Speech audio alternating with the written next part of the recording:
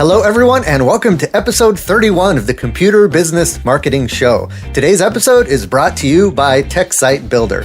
TechSite Builder is a hosted website builder that allows you to quickly and easily get a clean and professional website up and running for your computer business. Save time and frustration with TechSite Builder. Learn more at techsitebuilder.com. It's also brought to you by Computer Business Breakthrough. Computer Business Breakthrough is an online training program specifically designed for IT consultants, taught by myself and Lisa Hendrickson.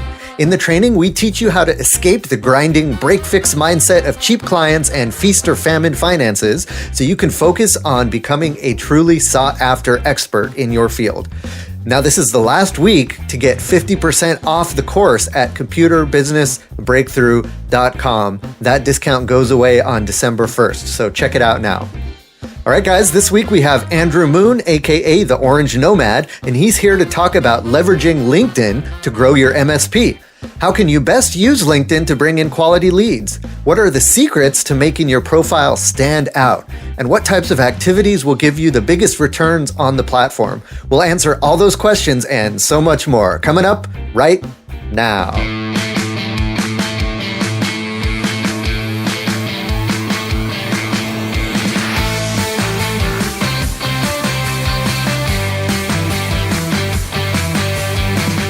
Hello, everyone, and welcome to the Computer Business Marketing Show. If you own or work in an IT services business, this is the place to learn how to get more clients, keep them happy, and grow your revenue.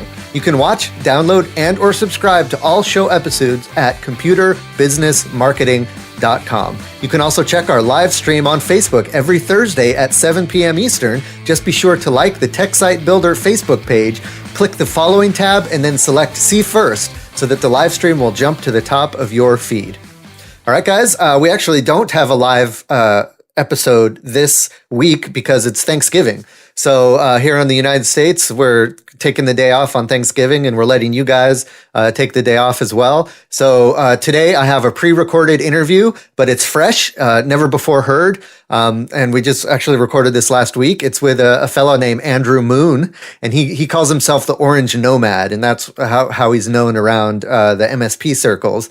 And what he does is he helps MSPs and small businesses through his consulting practice.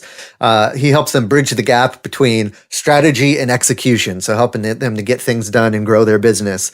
And he's got a program called LinkedIn for MSPs, where he kind of goes through a strategy and a framework to make the most out of LinkedIn. And so he's going to talk to us about getting leads from LinkedIn and how you can really kind of jumpstart your LinkedIn your LinkedIn presence and use it to just grab all the B2B leads that you want. It's something that I'm really curious about and something that I've been focusing on a lot more. So I'm going to really look forward to, or actually I did look forward to picking Andrew's brain. So we're going to get to that interview here in a second. The first, I just want to do a couple housekeeping things. So let's see, what is it I wanted to talk about? We have a new mailing list. A new newsletter, actually. It's called the Computer Business Marketing Digest. We've come out with a few issues already, but if you're interested, what it is it's a digest of tips and tricks for computer businesses, MSPs, IT services businesses, all around marketing. So it's kind of like this show plus some. So in the newsletter, you'll get the links to the latest podcast, also links to some very helpful marketing articles from lots of different places around the internet. We'll also highlight some of the most useful discussions going on in the Facebook group. And then every newsletter has a marketing tip that isn't available anywhere else. So if you want to check that out, head on over to computerbusinessmarketing.com, and right there on the top of the page is the newsletter sign-up form. So look forward to having you there. We send it out weekly, every Wednesday. So every week you'll get some fresh marketing ideas, and that way, anytime you need some motivation or some extra inspiration for marketing, it'll be right there for you. So hope you enjoy that. That is the Computer Business Marketing Digest, and that's a weekly newsletter. You can sign up at computerbusinessmarketing.com. All right, guys, we're not going to do any sponsor pitches this time. You heard them at the top of the show. You're familiar with them, TechSite Builder, Computer Business Breakthrough.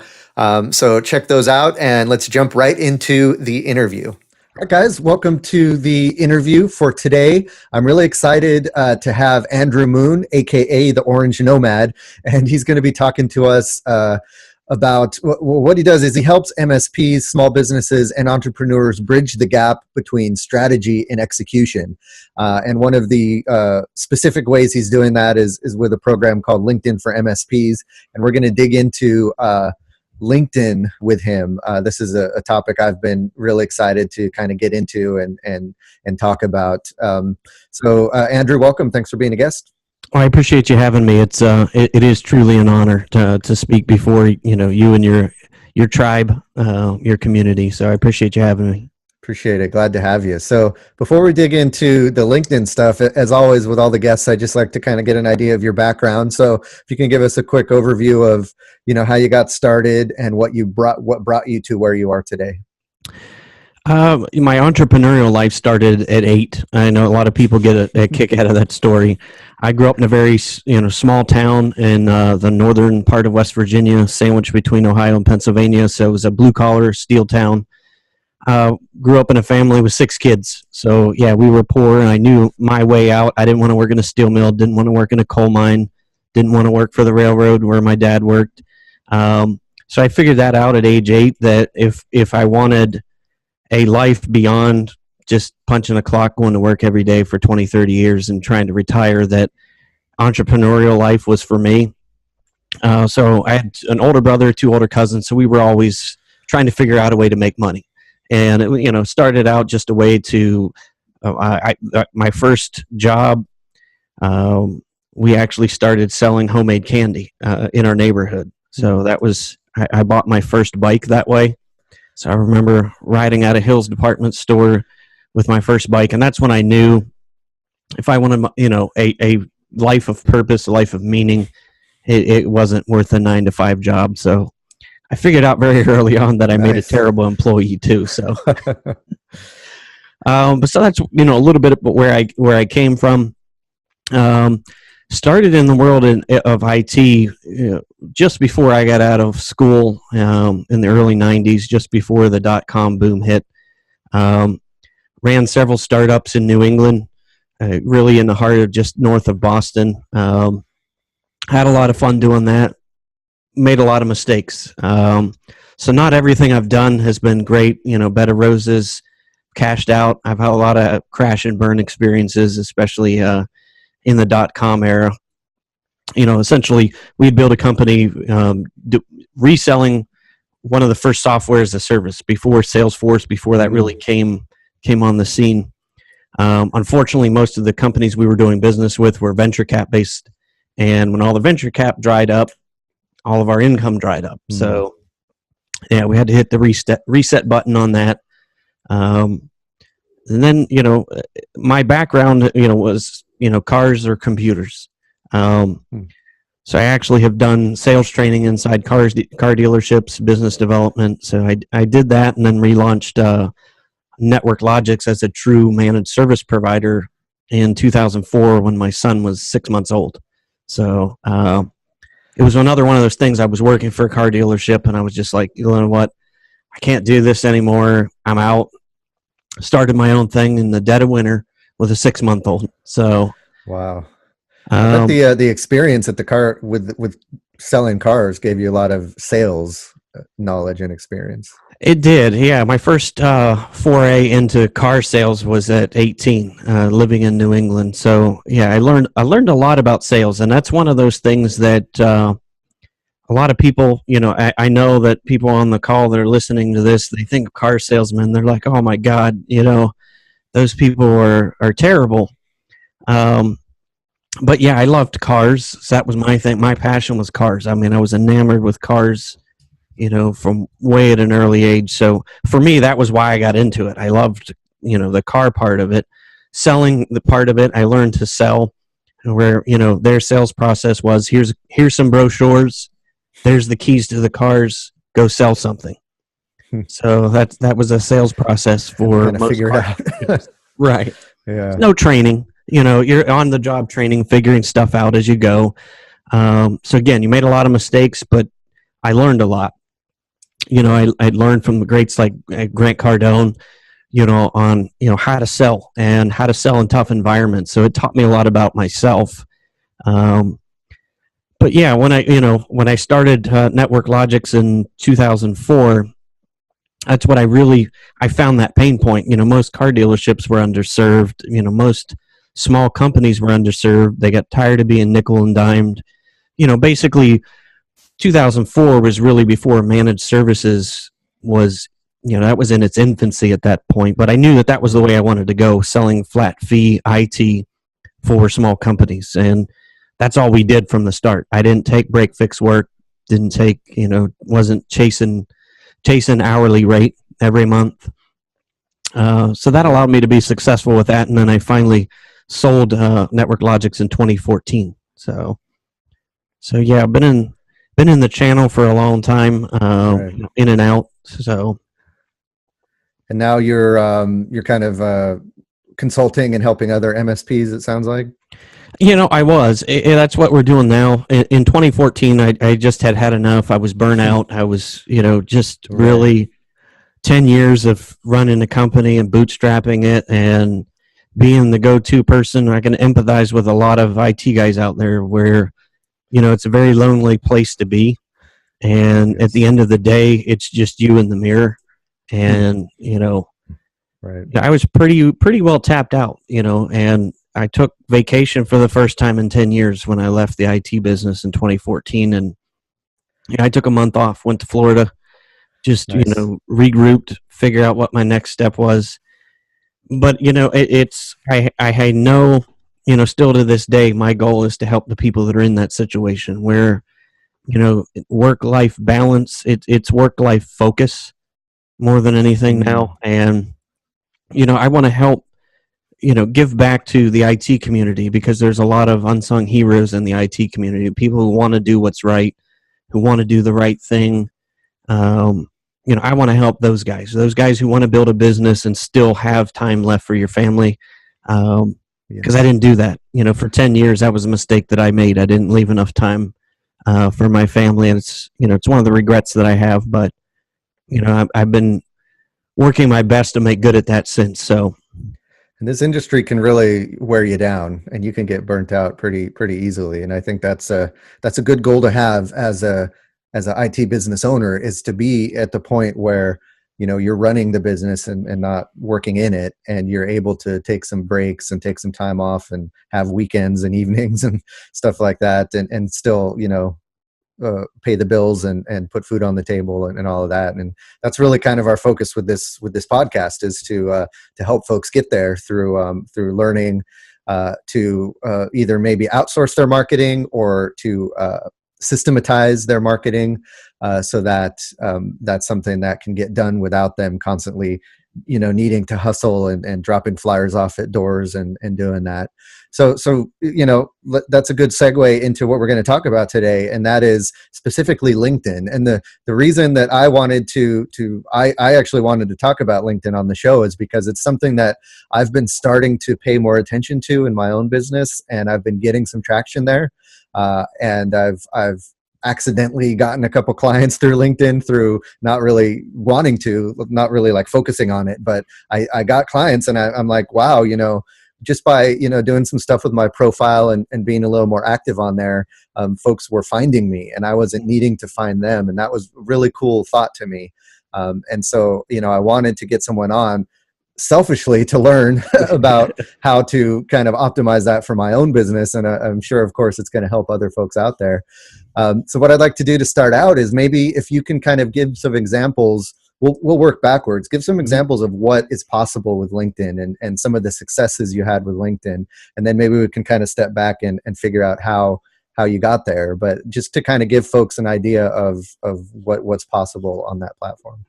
I mean, it's by far, that was the biggest marketing oil well I had inside my business. When I look back on it, was LinkedIn. I joined LinkedIn in 2006. So, I've been on LinkedIn for a long time. So I signed up, messed around. Didn't even realize it was around back then. Yeah, exactly. Most people didn't. I was like, okay, this is pretty cool. It's, it was the professional version of MySpace at the time. It was even before Facebook. And, wow. Again, it started out as just a resume service, more than anything. One of the things I figured out with social media, though, is just so many people miss the social part. Yes. And that was one of the things that I wanted to do, was meet other people here in my town. And so that's who I started connecting with, on Twitter, on LinkedIn. I started doing meetups just at Five Guys Burgers. I don't know whether they have that where you guys are. It was kind of a new anomaly here. And so what we do is, I just would post a tweet, post stuff out on LinkedIn, say, hey, who wants to get together and grab a burger tomorrow, this Friday at noon. And you'd have 20, 30 people show up from all different industries. And that's when we did the first one. I was like, all right, this is pretty cool. So you learn about things in other industries that I can learn and take into my IT business to make me better. So I did it kind of for a selfish reason, but I was always trying to figure out new ways of innovating the IT, because let's face it, there's nothing sexy about it. There's, the Me Too thing is still predominant in there, where everybody's just copying everybody else. Yeah. But yeah, the social part of it, I was like, okay, I think I'm on to something here with the social part of it in just creating relationships. But by doing that is, you sit down with people, have a burger, you're in informal conversation, and everybody knows somebody who needed help with the computers at their office. Right. So I started getting referrals that way from people that I was just connected to through social media. So I was like, okay, that's pretty cool. What did it cost me? I bought somebody lunch. I would usually try to buy somebody lunch that day. And, $5 burger leads to, $2,000-$3,000 a month managed service contracts, that I didn't have to go look for. I think that's a key that a lot of people don't think about is, social media is great for making the initial connection sometimes, but to take the relationship further to where, especially in the MSP world and B2B world, where, you're going to be signing these guys on to contracts that, they have to invest quite a bit in it, to extend that relationship on social media out into the real world and offer to meet them and stuff like that. I think that's a step some people forget, and they try to just get the sale directly through social media. And sometimes you can't make that kind of connection that you can in person. Yeah, exactly. It's taking, online, offline, and building relationships. And that's really, when I started finding good results was probably the last 18 months that I had my MSP. I was like, okay, I did all, I had signed up for different marketing, and, I was doing the direct marketing, trying to get that to work. And the biggest Achilles heel that people have with direct marketing is the list. The people that you're sending to. So if you're sending to a list of people who absolutely have no idea who you are, you might as well just take your money and go flush it down the toilet. Because people that win awards in the direct mail industry, 2% return is great. Those people win awards. Yeah.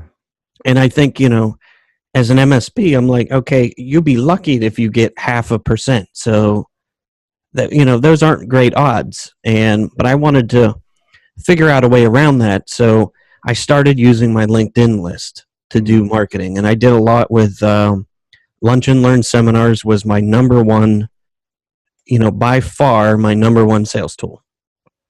So, like I said, about 18 months before I sold, I sent out a direct message to probably 200 people that I figured would be great to show up to a Lunch and Learn. And I ended up putting 20, I think we put 28 in the room on that first one, strictly off my LinkedIn list. But what surprised me was, I sent those messages out, and then I, shut everything down, went home for the day. I came back in the next morning, I had 40, 50 replies in my inbox in LinkedIn. Wow. And it was from people who said, thanks for inviting me. I can't come, but put me on the list for the next one. Right. So then I was like, okay, I have never received that amount of replies sending out a blast email from MailChimp. Yeah, that's People true. just didn't reply back. So that's when it dawned on me that by establishing those relationships where I had met most of those people at some point, either at an event or our Five Guys meetups. But it's a know, like, and trust thing, and you're asking them to spend, possibly hundreds of thousands of dollars. They want to know that you're a real person. Right. And that's what I really got. Just the amount of replies for people that said, hey, I can't come, but invite me to the next one. Or, I can't come, but I'm going to send our director there. He's going to come instead. I think I want to pause there a sec, because you mentioned that, these were people that you had met previously somehow, in some way, and then you send them this message, and then there's that engagement. And I think that's something that people can apply right away. And I think that's a great strategy, is, people should be out networking and getting business cards and meeting, potential clients and stuff. And every time you do, you have that business card, or you have their email address. A lot of times you don't know what to do. Do I send them an email? Do I give them a call? Do I add them to my mail list? I think a great step that people should add to their process there is to friend that person on LinkedIn. Yep. Send them a message saying, hey, I met you at so-and-so mixer or whatever. I just wanted to connect here on LinkedIn. And now you're building a group of followers on LinkedIn who know you and who trust you and have met you before. And then that just makes, offering the further engagement and the further content and reaching out to them, makes that so much more effective, probably even more effective than, like you said, an email list, because people are inundated by emails all day. But if you send them a direct message on LinkedIn, that's not something that they run into too often. And I think that you can kind of cut through the noise a little bit better that way. Oh, it's huge. The response rates that I get from direct messages and from LinkedIn are, close to 50%. That's amazing. And that's a response rate. So that's what I measure, is what type of response do I get back. Click rates, that kind of stuff. You don't know whether those numbers are real or not. Open rates, click rates, those types of things. Yep. Somebody may have clicked on it by accident. 20% of the people in open rate, people think, okay, that's great. People are paying attention to me. But, if it's hitting their inbox and it's automatically reading it and then they delete it, they just glance at it for 5 seconds and exactly. That's the one thing I wish mail companies would be able to track, is how long the email was open. Right. Wish there was like some kind of way to do that, because I'm thinking, they opened it, but did they really read it? And so, yep, I hear you. Yeah, and that's the biggest thing people miss with the social stuff and relationship building, is it takes time. Right. And unfortunately, most people aren't willing to invest the time that it takes, to go do those things. But MSPs, I mean, really where it changed for me was the last 2 years I had it. I started looking myself as a marketing and sales company first. We just happen to provide IT. And that's when it changed for me, is with that mindset of marketing and sales. We're a marketing and sales organization. We just happen to provide IT services. That's when it changed for me. And marketing and sales is about relationships. So I stopped talking about the tech when I would go in to have meetings with people. I stopped leading with that. And I started leading with conversations about people and, wanting to learn, being more of an investigative reporter when you go meet with people. Nice. And so that's what, I would make outreach to people on LinkedIn, go have coffee, and then talk about things that drive them nuts about their industry. I don't lead with tech and all this other stuff, but the thing that I found with LinkedIn is you always find something on somebody's profile that is a talking point. Right. That's what I really look for. Yeah, that's what I love about LinkedIn over any other social media platform, is you have the key pieces of information right there, that's going to help you with a business relationship. Because on Facebook they have maybe pictures of their kids and their dog and their vacation, and sure, you might be able to break the ice with some of that stuff, but it doesn't usually. There's not a lot of information about the person's business that they run and their work history and the services they provide, and all of that stuff is right there on LinkedIn, which is great conversation starter, great way to dig deeper into maybe someone you met just very quickly at a mixer and you're not quite sure if they're going to be a good client. You can look into their history. You can see what kind of services they provide and see if they would make a good client. And I think LinkedIn provides that information better than any other place. It does too. And I always try to look 2 or 3 levels deep too, where if I go have coffee with this person, what other doors does this open up? Right. Being able to figure out, okay, he's connected to so-and-so, who's connected to so-and-so. Those are the ones that those are my ideal clients. And, and it's about working through that network and continuing to build that relationship, and in multiple relationships, where when you finally get that third level connection, you meet with them, it's more of a referral, than anything. When you go in there to have a sales conversation, you were referred by 2 or 3 people, so the sales conversation is much different, and your close ratio goes way high. Nice. That's the thing. Referrals, you'll generally close 70-75%, and because you're not going in cold, right? And but again, nobody wants to take the time. They want that quick fix. They want what we call in the car business, they want the lay down. Somebody who just comes in, lays down by that car that they want, and you go out and scoop them up with a shovel and bring them into finance. Right. Those people, people just aren't going to do that. So people don't want to take the time that it takes to create that relationship, build that trust before you go in for the sale. Great. So I totally agree. I think it's building and nurturing that relationship with all of your leads and even your existing clients, because they can be great referral sources.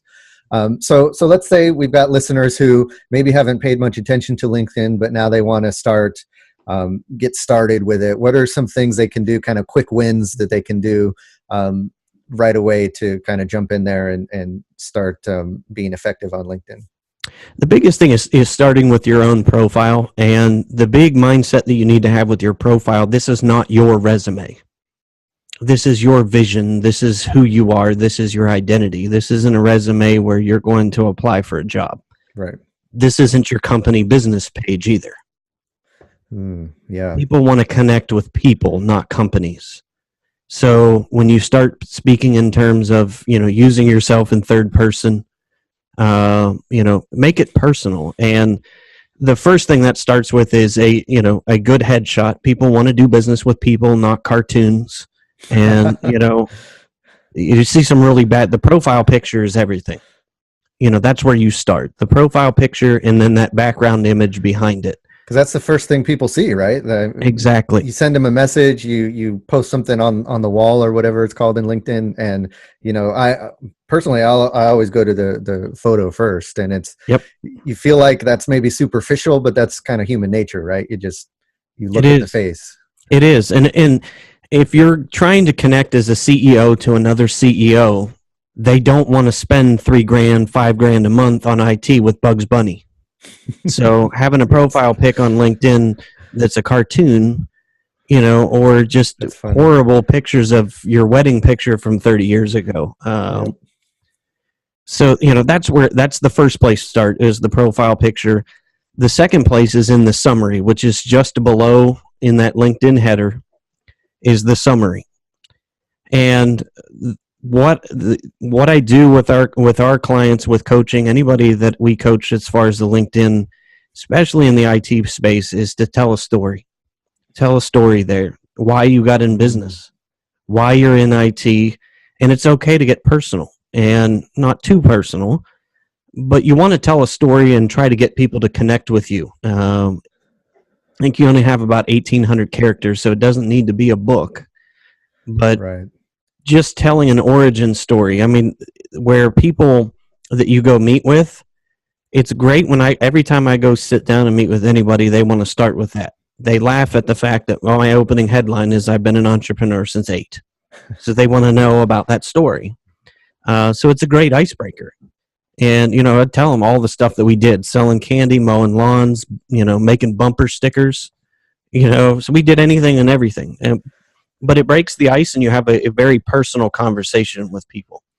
I like that. I think business owners don't get personal enough and don't show enough of their personality through their business and through these different channels. And I think that's a great way, like you said, to and that's something I didn't even think about, is what you put there could end up being a great icebreaker for when you meet the person in person.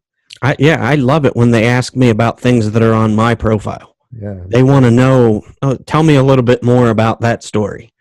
And that's where people miss that. They think that that profile has to be everything corporate.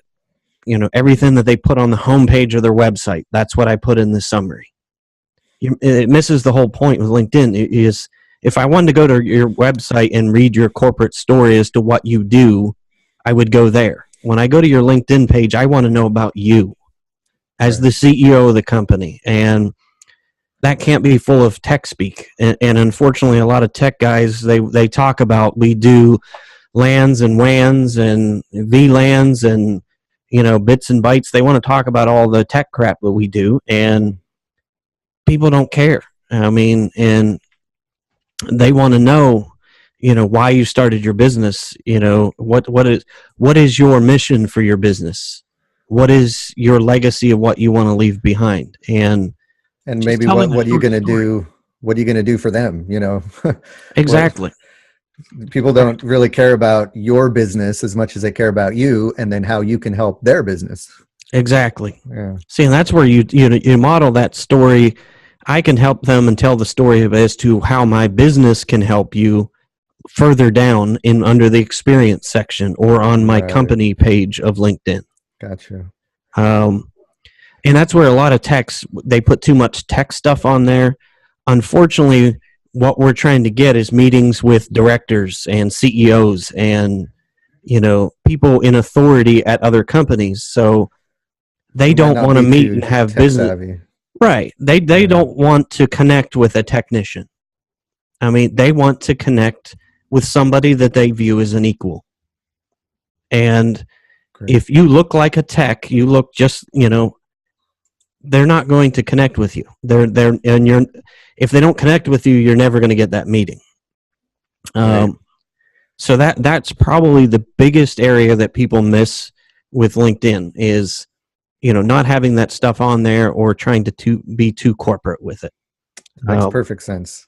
Yeah, and I think the inclination is to kind of be corporate because you think LinkedIn is for business, right? So you got to be businessy on LinkedIn, but it's social media and it's people, and I think that's a great thing to keep in mind. So another question I wanted to ask you is, as far as posting stuff, sharing stuff, and posting articles, and how is that different than other social media platforms? And is it something you should be worrying about? What's kind of your feelings on that? We curate a lot of content. If you look through my feed, a lot is on cybersecurity. So that's on the minds of MSPs. They want to be able to know what's going on. So a lot of what I post, and I also do, higher level CIO, security consulting, but it's outside the space that most MSPs that sandbox that they play in. But most of the content that I post is stuff that is relevant to their clients. And so I think if you post things, and if you'll notice, it's a mix of both security, but it's also life productivity. How to use technology, how technology is supposed to work. The whole, the pipe dream that if you buy this, you'll have more time to spend with your kids. Unfortunately, that isn't always what happens, but it just further complicates stuff. So, But I try to do a mix of that, things or just lessons learned, things that I've posted. If there's a couple of ways of posting on LinkedIn.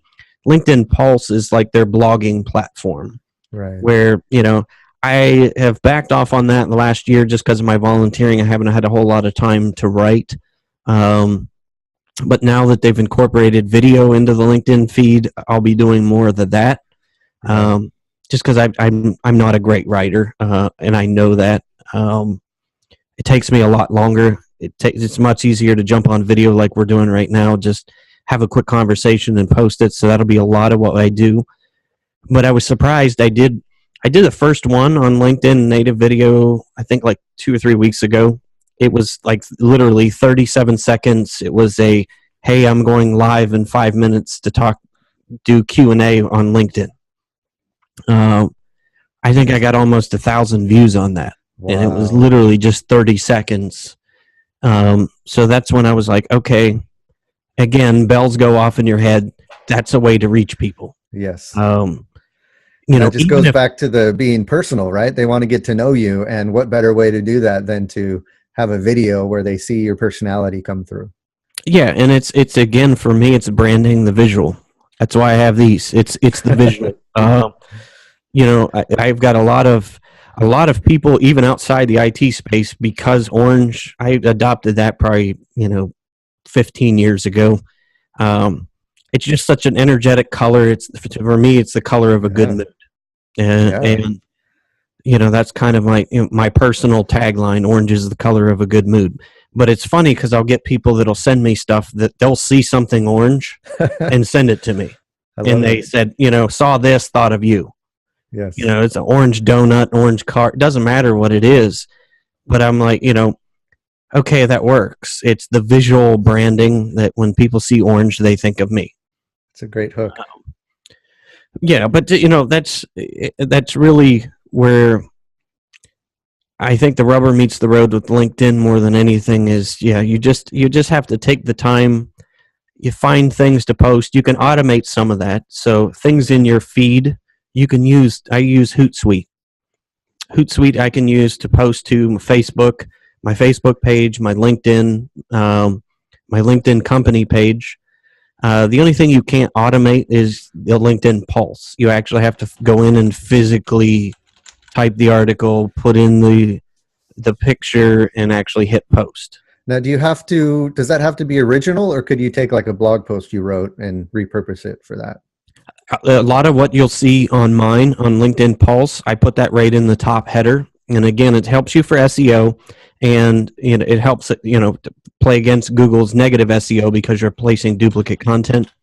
But I always put that at top. This article was originally posted at orangenomad.com. The orangenomad.com actually links to the exact page on my blog where that article can be found.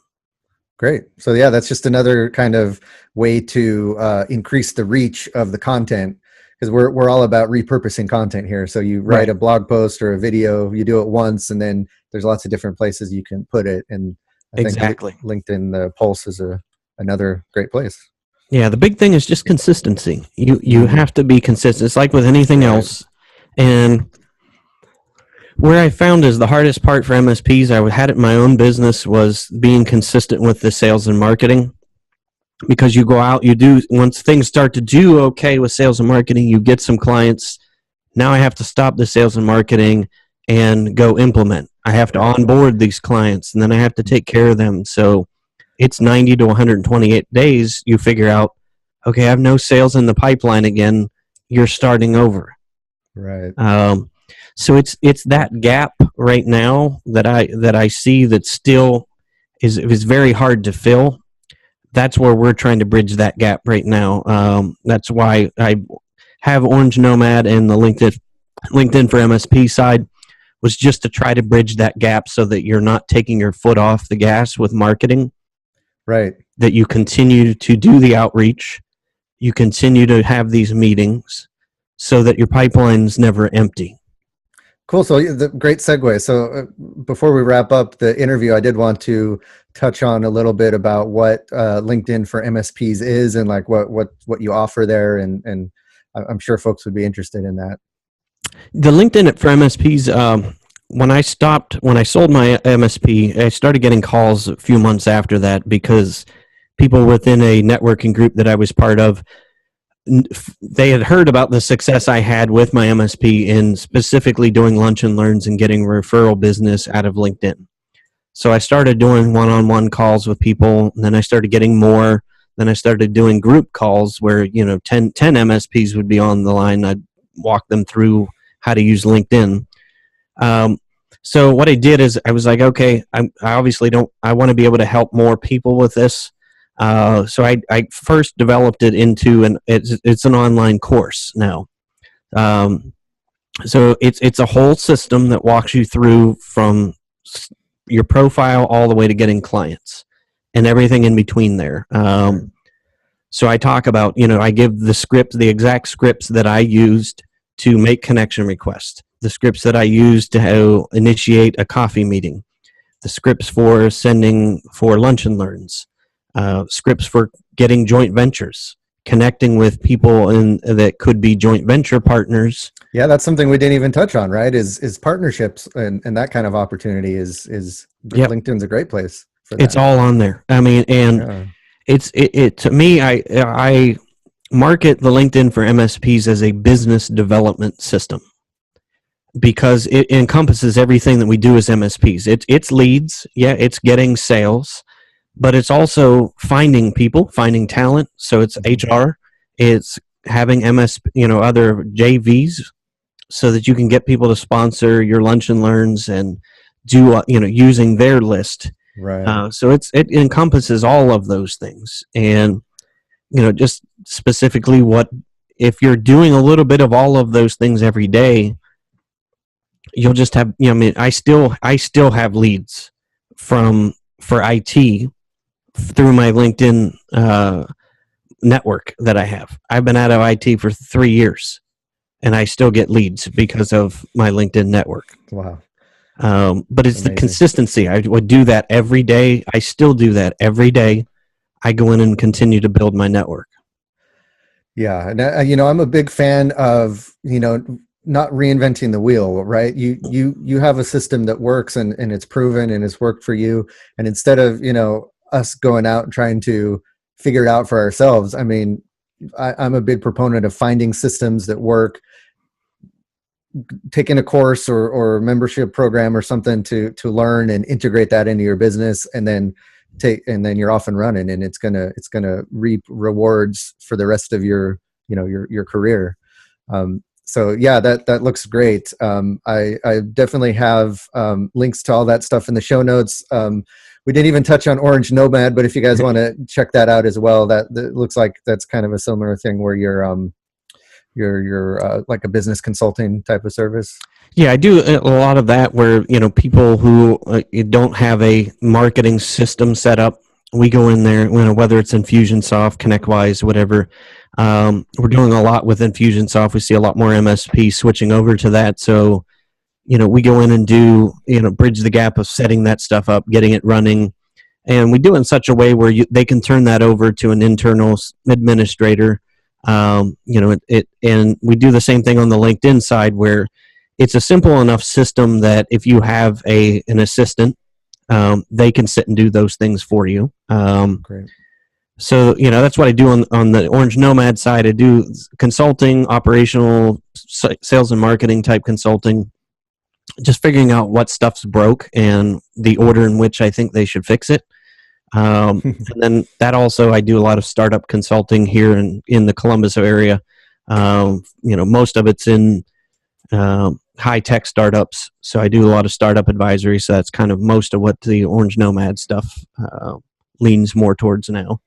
Awesome. So that's a great, maybe folks out there might have clients that they think might be a good fit for that. So I think that's great. So we'll have links to both of those, orangenomad.com and LinkedIn for MSPs.com. You can check those out. We'll have links in the show notes. Hey, Andrew, it's been a pleasure talking with you. Lots of great actionable advice. I'm actually going to hop over to LinkedIn right now and implement some of the stuff you were talking about. So. Yeah, I think I was just looking before we got on the call. I don't think we're connected yet. So right. Yeah. We'll first order of business. Awesome. And do you mind if I put your LinkedIn profile link in the show notes as well? Please. Yeah. So if anybody out there wants to connect with me, please send a connection request. And that's the other thing, LinkedIn, don't hit the connect button. So if you do a search for somebody and you hit the connect button, it's just going to send the generic, hey, I'd like to connect with your LinkedIn network. Go to the profile and then hit message. I think it says message now. Or no, actually it'll say connect, and then it'll pop up and say, do you want to add a note? Oh, yeah. So adding a note, just type somebody a personalized message. Yep. Exactly. So just one of those little tips and tricks, with LinkedIn. I'm much more apt to connect with somebody who took that extra 10 seconds to type me a personal message. So, yep, same here. Because sometimes I don't remember who they are, or I'm not sure why we would be a good connection. And if they put something there that says why, then exactly. that makes all the difference. Awesome, great tip to leave on. So thanks, guys, for tuning in. And we'll see you next week for another interview at the Computer Business Marketing Show. Alrighty, thanks to Andrew Moon for a great interview. A lot of interesting tidbits there to use in LinkedIn. All right, guys, well, that's going to do it for this show. Let's keep the conversation going. Please head on over to computerbusinessmarketing.com, sign up for the newsletter, and let us know what you think about the episode in the show notes. And you can find links to everything we mentioned in the interview in the show notes. So if you want to check out LinkedIn for MSPs and all the other stuff we talked about, it's all there. Also, don't forget to join the Facebook group. Just search for Computer Business Marketing in Facebook and request access to the group by answering 2 easy questions. We can't wait to see you there. Also, if you listen to the podcast on iTunes or Stitcher, be sure to give us a shout out and leave a review. We love to hear your feedback, and every comment you leave helps so that the podcast can be found by others. And finally, don't forget to check out our sponsors. Again, Tech Site Builder and Computer Business Breakthrough. Thanks again for checking out the Computer Business Marketing Show. This is Matthew Rodella saying, here's to your success.